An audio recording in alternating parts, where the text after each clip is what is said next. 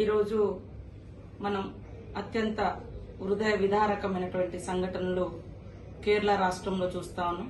అదేవిధంగా వైనాడ్ పరిధిలో కూడా పెద్ద ఎత్తున కాఫీ తోటలలో పనిచేసే వాళ్ళు గాని, అక్కడ జీవిస్తున్నటువంటి వాళ్ళు గాని మరి కొండ చర్యలు విరిగిపడి చనిపోవడంతో పాటు వరద విమోచనానికి కూడా సర్వస్వం కోల్పోయినటువంటి కేరళ వరద బాధితుల సమస్య వారి సమస్యగా కాదు, మనందరి బాధగా మనమందరం చూస్తున్నటువంటి హృదయ విదారకమైనటువంటి సంఘటనను మనమందరం అర్థం చేసుకొని వారికి మానసిక స్థైర్యాన్ని ధైర్యాన్ని ఇస్తూ ఆర్థికంగా అదేవిధంగా వారి నిత్యావసర వస్తువులను కూడా అందించి వారి కష్టకాలం నుంచి గట్టెక్కడానికి తోడ్పాటును అందించాల్సిన అవసరం ఉందని తెలియజేస్తూ మనమందరం కేరళ ప్రజలకు అదేవిధంగా ముఖ్యంగా వైనాడు ప్రజలకు మరి అండగా ఉందాం, ఆదుకుందాం, చేయూతనిద్దామని తెలియజేస్తా ఉన్నాం.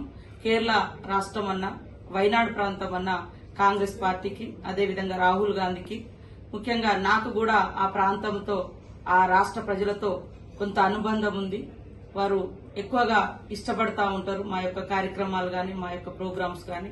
వారందరూ క్షేమంగా ఉండాలని మనస్ఫూర్తిగా కోరుకుంటూ మేము మాకు తోచిన పద్ధతిలో చేయూతనిస్తాం. మీరందరూ కూడా చేయి కలిపి కేరళ ప్రజలను వరద బాధిత ప్రజల్ని ఆదుకోవడానికి ముందుకు రావాల్సిందిగా కోరుతా ఉన్నాం, విజ్ఞప్తి చేస్తాం.